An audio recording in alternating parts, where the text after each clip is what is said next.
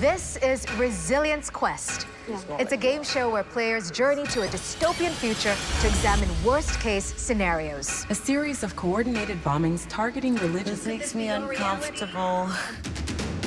They then travel back in time to champion a way to prepare for the calamity.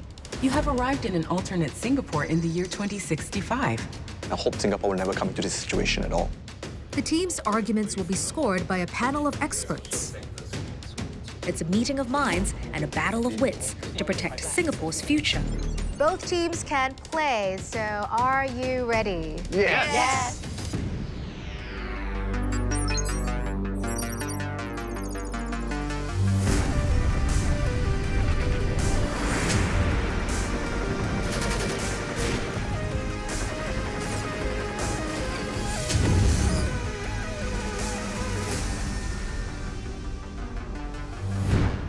Welcome aboard our time machine. I'm your game master, Yuvontha. Let's meet our travelers. Wearing green, we have Nicholas Pang. He is the founder of Stark Naked and the creator of Small Talk, a social tool for building communities. Next to Nicholas, we have Nazha Fahima, the founder of Hash Peace. It's a youth movement that addresses prejudices caused by misconceived perceptions of racial and religious groups. And their team captain is radio personality Azura Go. Azura, what is your team name for our journey today? We've decided on R2D2. R2D2, why? Well, R2D2 is a Star Wars character who always saves the day. And in Hash Peace, R2D2 refers to research, reflect, dialogue, and develop, which is a responsible advocacy model. So I can count on Team R2D2 to save the day today. We've put some thought in this. I have high expectations from you guys. Welcome to the show. And turning to the team in blue, we have Yuvontha Lim. She's a comms specialist at Relief Singapore, an NGO that provides humanitarian assistance and disaster relief. And then we have Yuvan Mohan, who is the chairperson of the Sinda Youth Club. And their team captain is content creator and early childhood educator, Samantha Tan. Okay, Samantha, tell me what's your team name? I'm very excited to share this with you, but we are Team Yuvontha. Yuvontha. Yes, it's a combination of our names. Yuvontha. Yes. Providing a very united front there. Yes. Exactly. So in this episode, we discuss social resilience amid crises. And our first scenario puts multicultural harmony and social cohesion to the test. Eve, take us there.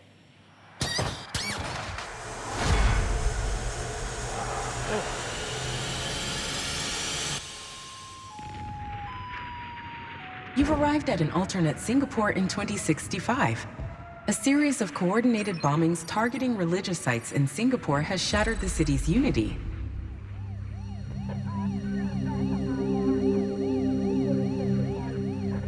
So this is a very catastrophic reality in the future. This incident has also stirred up a climate of distrust and fear. And as divisive influences spread misinformation, it sows discord among different communities, and we see neighbors turning on each other. Now, Team R2D2, what do you think of this scenario? Could you see yourself living in a reality like this? I definitely can't imagine being here. I think it will definitely emotionally, sort of suffocate. And I think it will be too overwhelming. Yeah, of course. This is so scary. What about Team Yuvontha? I think we're privileged to feel that this could only be possible in our imagination. I hope that this will never happen. Well, guess what, guys? With our time machine, you have a chance to go back in time to help the people prepare for such a catastrophe. So, Eve, tell us more. Beware, traveling backwards in time is complex. Answering questions about your destination will help me navigate to your version of Singapore with time to spare. Okay, every correct answer is worth 3 points, and if you answer all questions correctly, you get 1 bonus point, and both teams are eligible to play in this trivia round. So are you ready? Yes. Okay, it's game on. Listen up to this first question. Between 1963 and 1966, Singapore was at the forefront of an armed conflict between Indonesia and Malaysia called confrontasi. And at that time, Indonesian commandos regularly set off bombs targeting civilians. Now, how many bomb incidents occurred in Singapore? You have 3 options. A, over 10, B, over 20, C, over 40. You have 10 seconds to decide on your answer.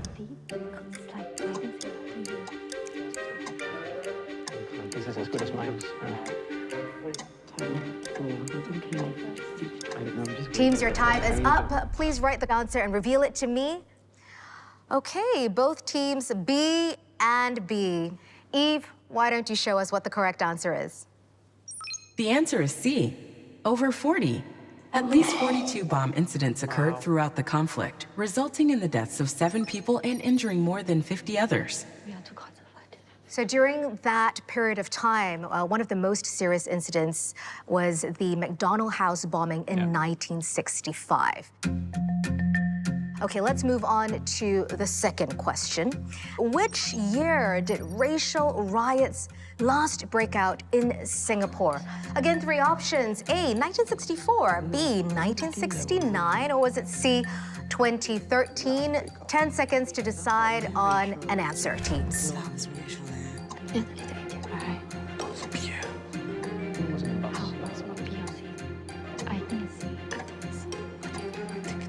And your time is up. Let's have a look. Ooh, B for R2D2, C for team Yuvontha. Eve, show us what's the correct one. The answer is B, 1969. These incidents were a spillover of the communal violence in Malaysia, following general elections fraught with racial tensions. I heard that sigh of disappointment for team Yuvontha. Let's hope you can catch up in this last question. Inspired by defense concepts from Switzerland and Sweden, Singapore introduced its total defense strategy in 1984.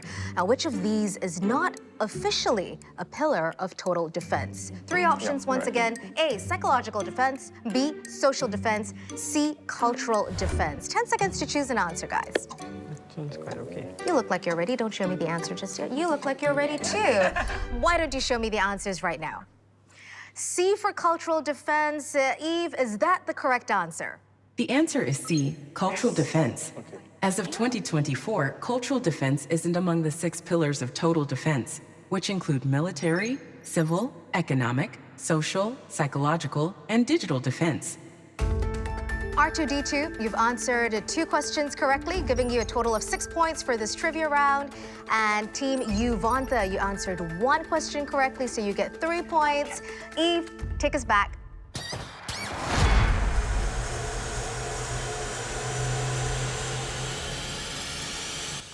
You've now arrived in Singapore in the year 2024.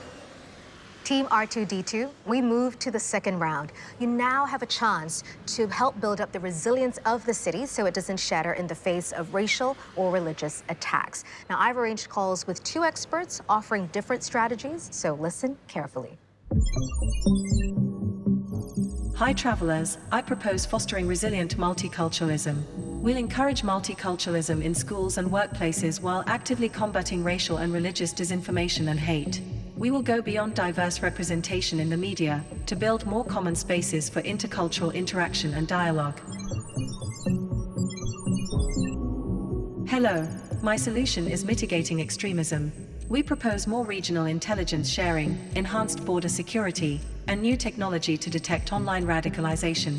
We'll establish more centers for de-radicalization and counseling and engage the community to counter radical ideas and individuals. You've heard the 2 solutions now, fostering resilient multiculturalism and mitigating extremism. We would like you to carefully consider each solution, weigh them up for the pros and cons, and then explain which solution your team will be championing and why. Now, you have 5 minutes to discuss this before you present, and your time starts now. Okay. It's like a lot of new technology. This problem will just keep you. The first one is more of a soft intervention, trying to encourage people to understand, have empathy. Second one is weighing a lot more on the hard intervention, policy, surveillance, intelligence. But I agree, you need a bit of both. And I think in reality, the 2 should really work hand in hand. Being resilient, I think, is extremely important because it's not just about the individual attack and as devastating as that can be.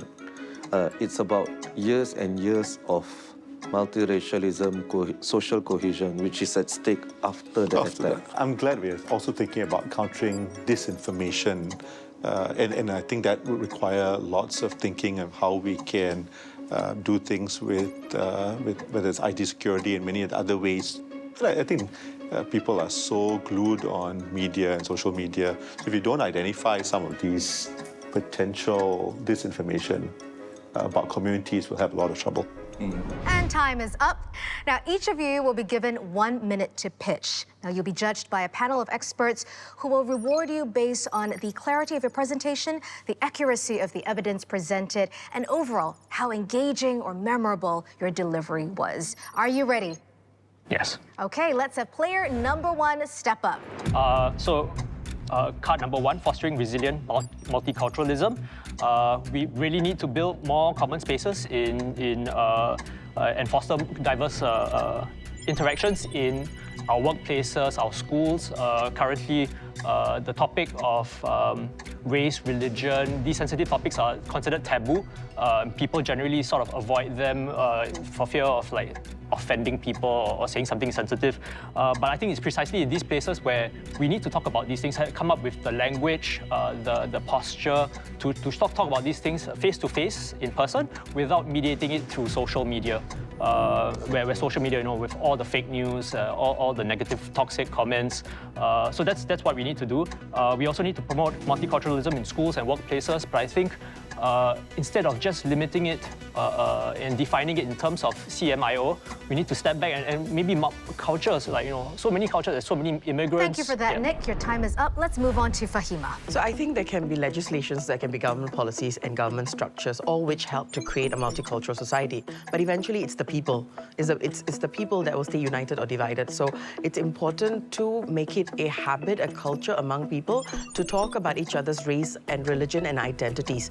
And the more we are familiar with it, the more we are at ease of talking about it, is when, if there is times of crisis, when there are narratives that are trying to separate, people will be immediately able to come together to talk it out. So I think it has to be from day 0 when a child is from school all the way it goes to workplace. To talk about your identity is something that has to come at ease for everybody. And when that happens, I think even if a situation arises when people are sort of made to see us versus them, we will overcome it because they remember that this person was a friend, this person is just like me. And I think sometimes it's about making sure that beyond the identities that we've been pocketed into, like be it Indian, Malay, or whatever, there's also the fact that there are multiple aspects of our identity.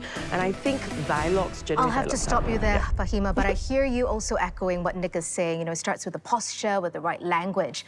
Azura, why don't you take it home? So at the end of it and at the core of it, I think, we've heard people say that sometimes the best thing a parent can do for their child is to instill resilience in them.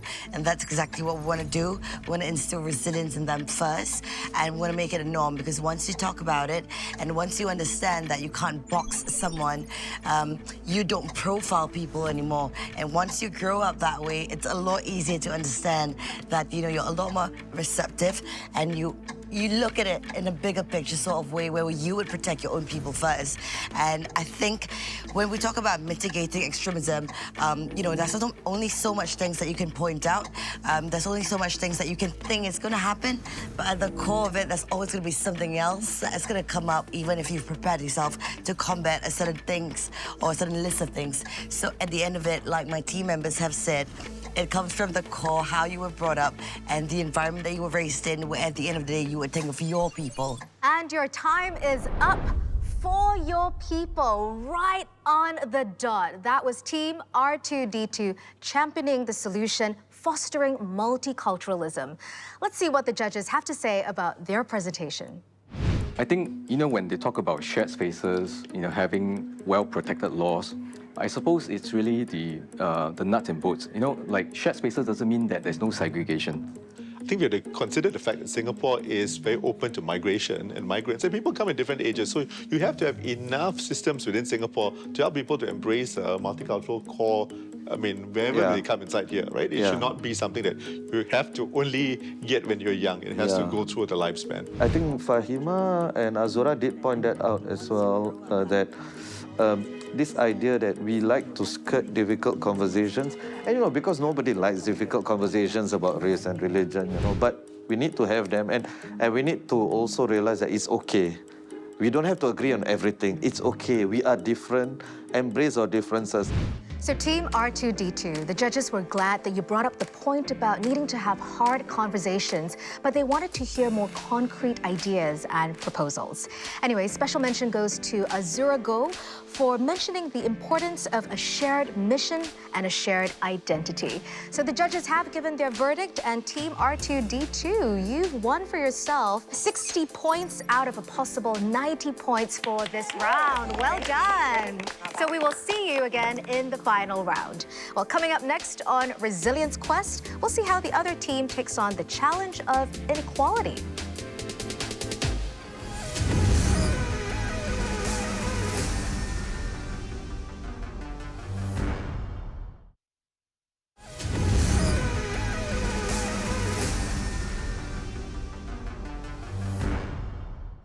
Welcome back to Resilience Quest. It's time for Team Yuvontha to take on the challenge of inequality.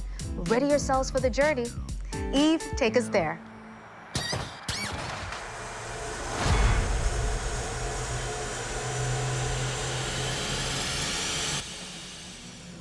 You have arrived in an alternate Singapore in the year 2065. The city-state is fractured by extreme inequality. The wealthy elite reside in a separate paradise, while a vast underclass languishes in perpetual disadvantage.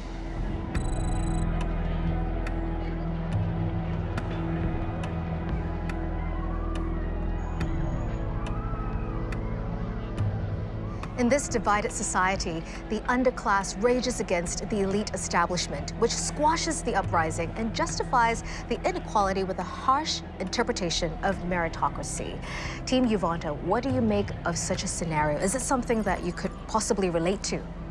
Singapore is a very, very small country, and so public spaces are integral to fostering ties between those who are wealthy and not so well off. So I think this is quite concerning to me, where there's a clear divide, and I hope Singapore will never come into this situation at all. Nicholas, your thoughts on this? Yeah, so this is like a tale of two Singapores. I can see seeds of it in the present, and we're trying to address it, so I'm hopeful.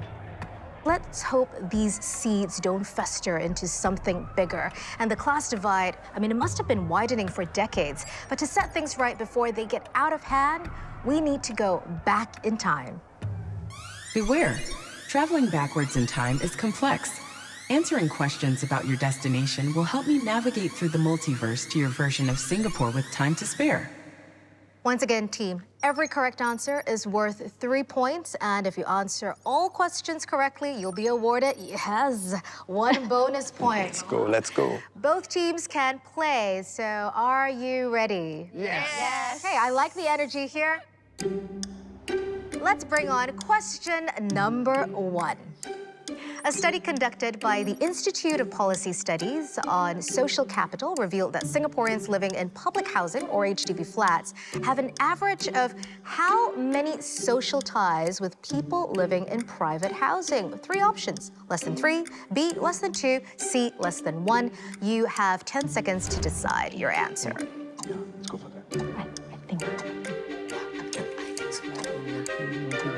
Because private houses are quite... Your time is up. Please write down your answers and reveal them to me. Okay, so it's A for Team Yuvontha and B for Team R2-D2. Let's have Eve reveal it for us. The answer is C, less than 1. A study revealed that Singaporeans living in public housing do have less than 1 friend living in private housing. Pretty shocking, right? Yes. All right, let's move on to the second question. Singapore doesn't have a minimum wage, but it introduced the progressive wage model to improve the wages and skills of low-wage workers in selected sectors. When was this policy implemented? A, 2012, B, 2002, or was it C, 1996? You have 10 seconds to decide on your answer. Looks like the teams are ready. Why don't you reveal them to us right now? A for Team Blue, A for Team Green. Eve, reveal the answer to us, please. The answer is A, 2012. Singapore's progressive wage model was introduced in the year 2012. It was developed by committees consisting of members of unions, employers, and the government. I heard a lot of triumphant yeses there. So the progressive wage model was implemented in about 7 sectors, including healthcare, transport and logistics, and education. Okay, last question for this trivia round. The Gini coefficient. It measures income inequality, with 0 representing perfect equality and 1 indicating perfect inequality. Now, in 2022, Singapore's Gini coefficient before taxes and transfers was 0.437. What was it after taxes and transfers? A, 0.378, B, 0.400, C, 0.289. You have 10 seconds to discuss. So, right, in the research that I did, right, it was always hovering around 4. I never see 3, but we can go with you. Okay, yeah. And if you do after taxes and transfers, Time it's is still up. big and sure. Teams, choose your answer. B and B from both teams. Eve, tell us, what's the correct answer? The answer is A, 0.378. The Gini coefficient of 2022 was close to 2020's record low of 0.375. Team R2D2, you've answered 1 question correctly, giving you 3 points. And Team Yuvontha, you've also answered 1 question correctly, earning you 3 points. So it's a tie for the teams for this trivia round. Eve, let's time travel.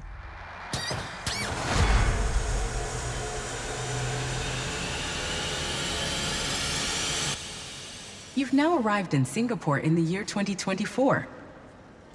Team Yuvontha, we've come to the second round. The city needs to deal with the growing class divide and inequality. And we've arranged for 2 specialists to speak with you, so pay close attention to their strategies. Hi, travelers. My solution is balancing wealth. It focuses on progressive taxation on income and property to ensure more equitable wealth distribution. We will curb the overconcentration of wealth by taxing inheritance, investment, and wealth. This delivers even more benefits to lower and middle-income citizens and also incentivizes philanthropy. Hi, team. I propose transforming meritocracy. We will ensure universal access to high-quality education while penalizing elitism and working to bridge the social capital divide. We will also offer incentives to educational institutions and employers that value and reward all skills equally, fostering an environment of inclusivity and fairness. Team Yuvontha, you've heard both solutions, balancing wealth and transforming meritocracy. So do weigh up the pros and cons of each solution, provide your analysis, and then explain your decision to champion which solution. You will have 5 minutes to discuss this. Your time starts now. I have a strong bias. I'm not so sure. I'm just curious. Going back to the earlier point. Because it's a class divide. I think both cards, have their pros and cons. If you look at card 1, right, you talk about preventing wealth concentration via inheritance and wealth taxes. For card 2, I think certainly this whole idea of penalizing elitism, is not exactly the way that we want to go about. But I think the important thing is really to encourage a more equitable sharing of wealth and resources, whether it's through some kind of taxation or some kind of transfer, right, that you want to encourage the tax system to permeate. I think there isn't that appreciation that society does better with lower levels of inequality. Yes. We haven't understood that, if we reduce it, we can see a much more cohesive society, and that actually makes for a better Singapore, which everybody actually will benefit from. Yeah, I think as Matthew said, we need to make both moral and pragmatic arguments against inequality. So the moral argument is clear, but if moral arguments work, the world would be in a much better place already, right? So we need to make the practical argument, which is that inequality hurts the upper class as well. And Team Yuvontha, your time is up. Each team member will now be given 1 minute to pitch. Just a reminder, you'll be judged by a panel of experts who will reward you based on the clarity of your presentation, the accuracy of some of the evidence presented, and your delivery and style of presentation. All right, Yuvontha, take it away. Okay, we choose cut number 2, which is transforming meritocracy. We believe that providing equal access to quality education is key, and this has to start from young. A lot of people from the lower income group, they probably don't have access to enrichment classes like the upper classes have, and this provides a divide. So when we start it from young, not only from government support, but let's say social groups, NGOs, they come in and provide additional literacy and numeracy education. It gives them, a boost in self-esteem, and they go into primary school thinking that, hey, I also know all this, and not like, oh, I'm not exposed. And this, helps to bridge the divide and gets everyone a bit more onto the equal playing ground. All right. To add on, I think another point we want to talk about is about how we can change mindsets and strengthen networks. So one proposal that we have is actually regionalization of schools. So there's some schools that have a lot of resources and maybe around, as you saw the quiz earlier, around private estates. Perhaps we can get schools that are not around private estates to use their resources. We would also like to redefine competition. We would like to look at maybe SYF and school competitions. Instead of schools competing against schools, can we get schools to work together to compete against groups of schools so that students have a chance to actually interact with people from different peers? Because if we don't start this now, then that's when the things of having biases will come into play, and it's very hard to intervene later on in their working years. Right, so starting education from young and regionalization. Okay, Samantha, if you're ready, take us away. So in sum, we chose cut 2, transforming meritocracy, because we believe that people are the change agent. We want to put basically the power in the hands of our people and every one of us here. So what we have done is to really focus on lifelong learning from preschool education all the way up to university education, and we give them equal opportunities and equal access to quality education. So in that sense, we we work towards, So in that sense, we counter the problem of class divide. And what Yuvontha has said, right? We want to kind of like create common spaces and to make sure that, let me get that again. So in that sense, we can enforce fairness across all age groups and across our education system. Lastly, give me a second. Fairness and diversity for everybody. Yes, so with transforming meritocracy, oh my God. Samantha, the time is up. Let's see what the judges have to say about their pitch. There were specific proposals, the regionalization. I think I would like to hear more details. I understand in 5 minutes they cannot present that. I think the proposal was very specific as well in terms of the enrichment classes. We already have pretty affordable primary school and even, nursery and kindergarten. We have that.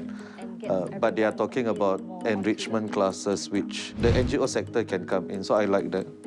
I think those suggestions is one, but really it's at the operationalizing of those policies. So for instance, if you have different elite schools, brand name schools in different neighborhood, now, are they going to have the same kind of elite scores?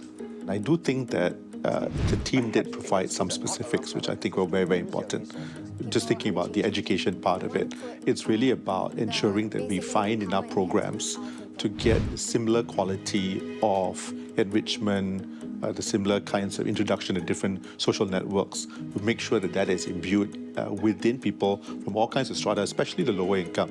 I think that would make a big difference. So I think I'm very happy that they had some very clear proposals to work with. Team Yuvontha, the judges have provided their comments on your presentation.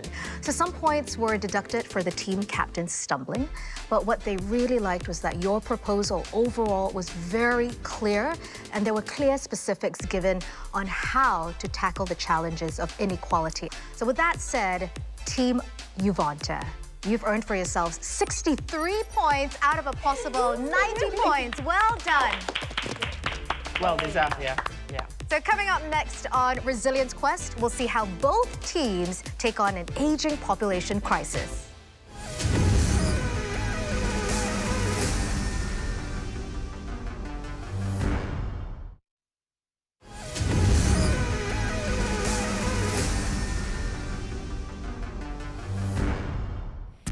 Welcome to the final act in this episode of Resilience Quest. Now, after accumulating all the scores, Team R2D2, you have a total of 69 points, and Team Yuvontha, also has a total of 69 points. So it's a tie at this juncture.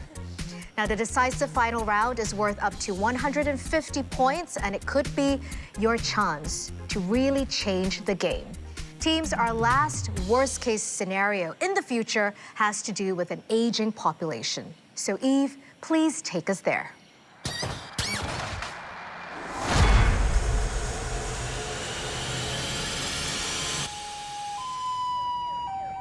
It's the year 2040. Singapore is now a super-aged society where a third of Singaporeans are over the age of 65. As chronic illnesses are rife, the healthcare system is overburdened and it's eating up an oversized chunk of the budget.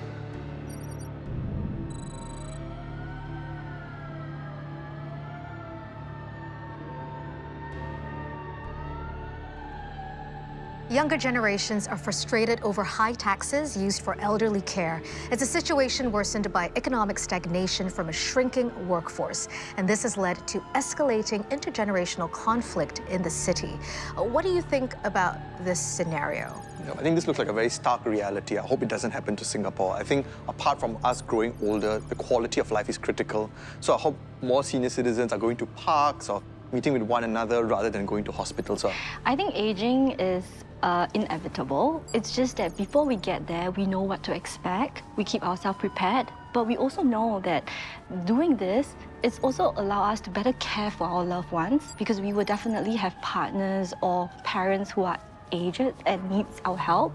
Teams, we have a chance to prepare for the onset of super aging. So let's travel back in time. Eve, take us there.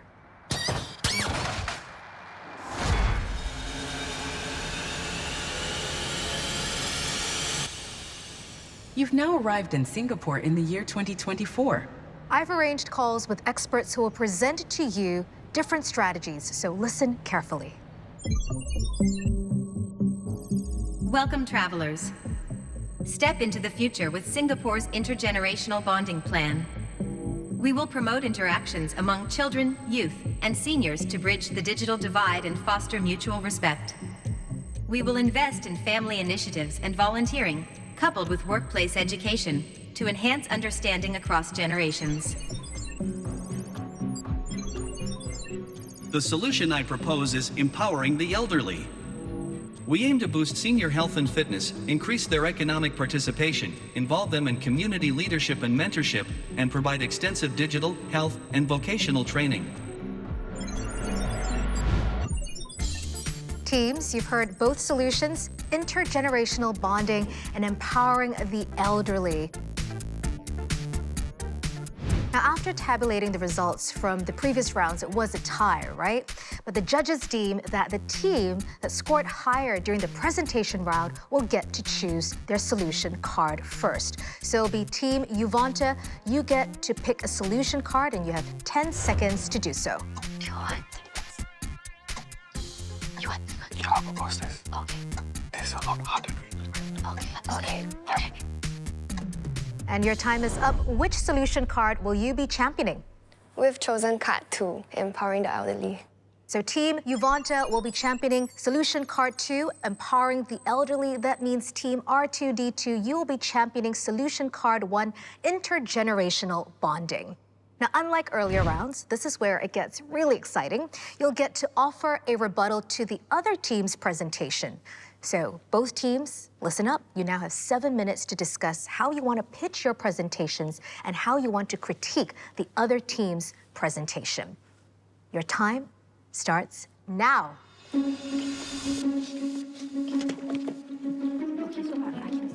To facilitate the relationship. Yes, the impact. The impact. Rather than just one. Yeah.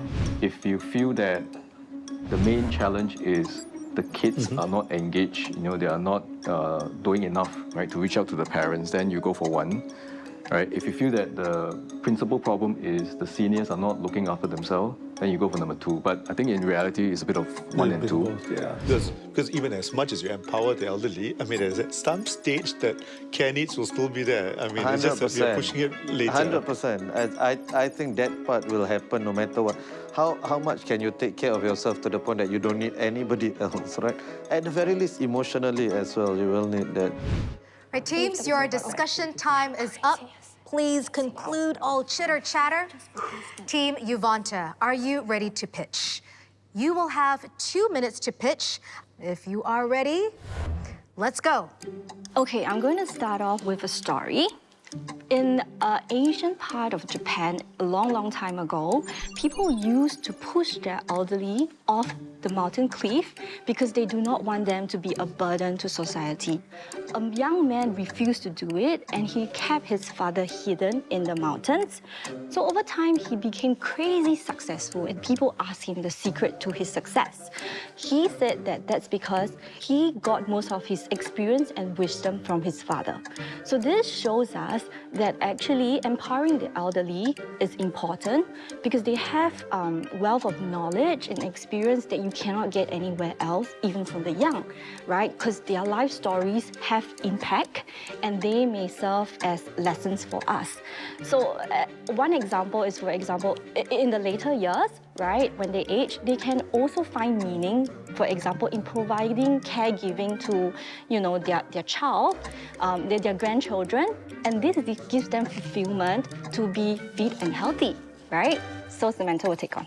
Yes. So as mentioned just now, filial piety seems to be a social norm in Asian context, but social norms can change. So when we looked at this card, empowering the elderly, we thought about what elders would want in their later years, which was self-fulfillment. But before they can help others, they have to help themselves. So encouraging seniors to work on their health and fitness will incentivize them to empower others as well. So in turn, this card, this solution, can help us have elders work with our communities, yeah, and also provide leadership, yes, and provide mentorship. leadership, yes, and it also fulfills them in their later years.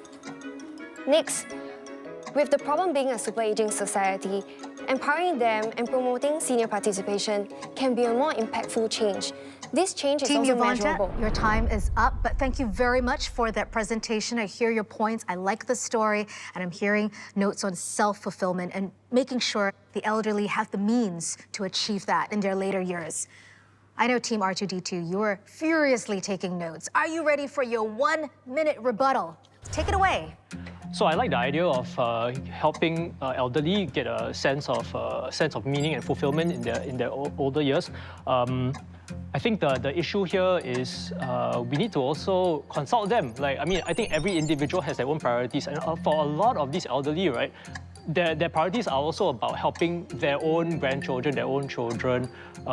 Maybe if they are lower down the socio-economic scale, their own insurance, their own housing concerns. So I think it's not so straightforward to co-opt them into hey, this is our national building. Let's empower the next generation. Let's pass on the knowledge, experience to the next generation. To the in an abstract way. But I think an individual getting to know what fills them with meaning is something that we have not had that conversation yet. Yeah. So. Yeah, I think we need to consult them more. Right on the dot there, Nick. Thank you for that rebuttal. I see the validity of your arguments, and I'm sure our judges are also deliberating over the current presentations that we've seen so far. When we return, we'll get to hear Team R2D2 pitch their solution card on intergenerational bonding. This is Resilience Quest.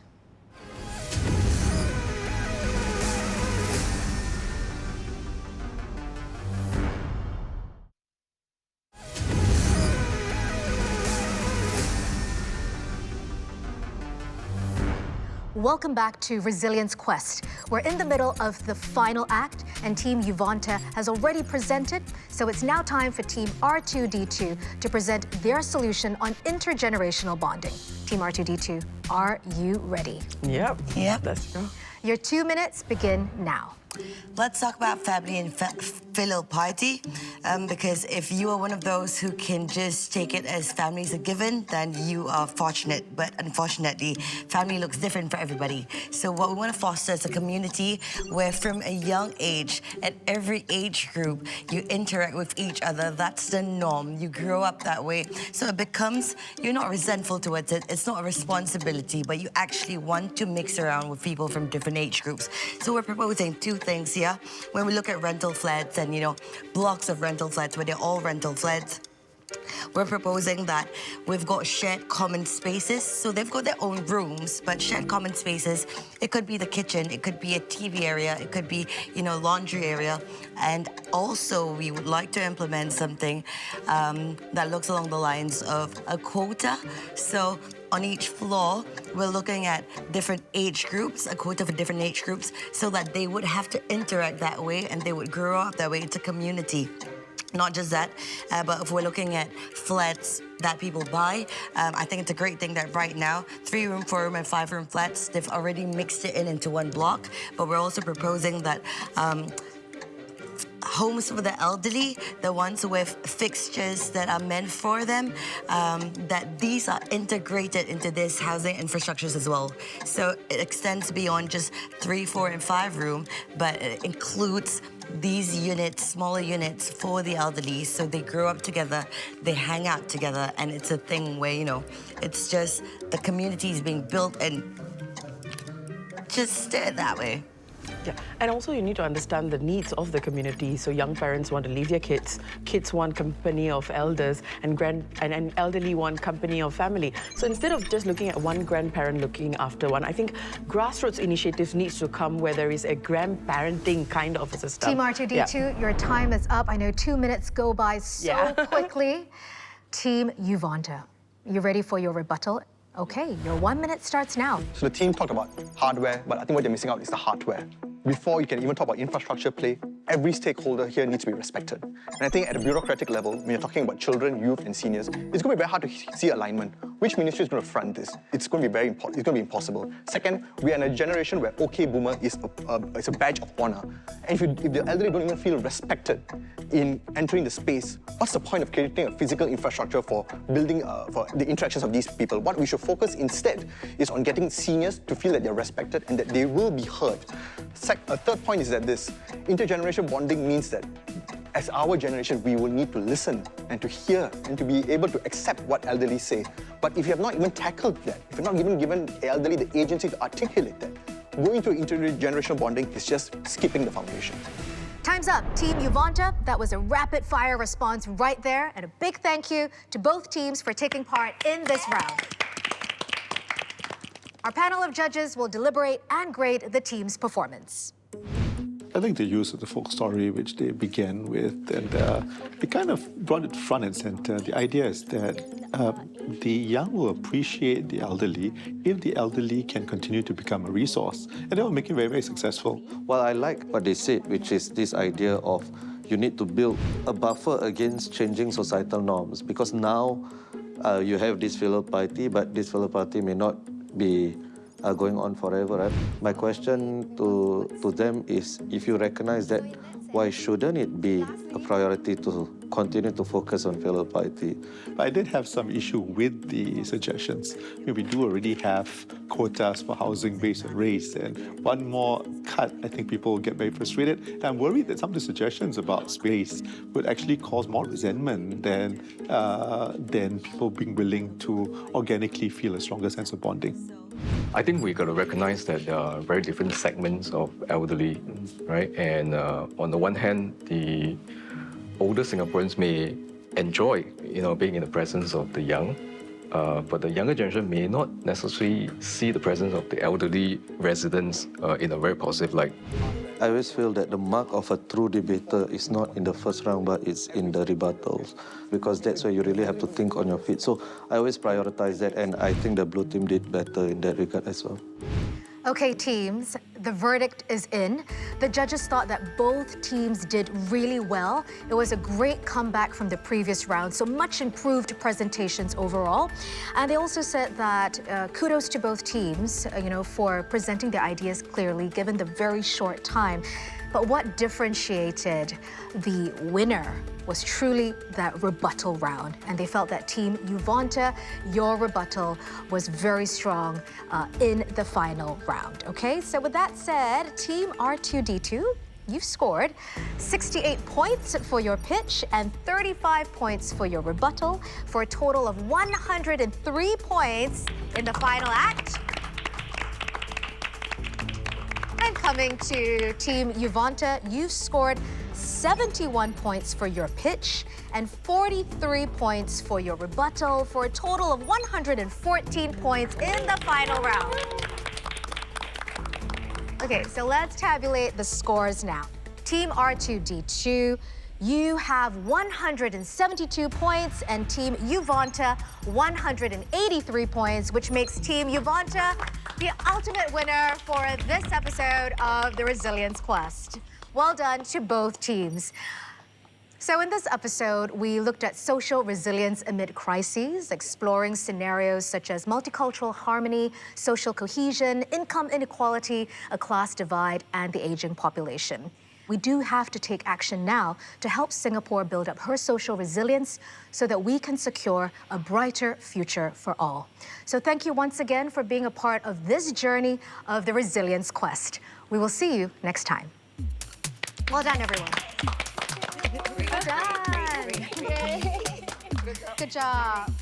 I think my biggest takeaway from this episode is that teamwork makes the dream work. I really enjoyed my time spent with my teammates and how we work very hard together to come up with answers on the spot. I think for me, in terms of the greatest challenge or something that I would also take away is that policy making is not easy. I think both sides, all the solutions were actually very well thought out. It's just about how you position and argue your case. I think for me is, generally I would think about race, religion, and identity as a matter of social resilience. So I think with this episode, I was exposed to like aging and inequality. And I realized it's really an ecosystem, many layers of aspects that could actually affect social resilience.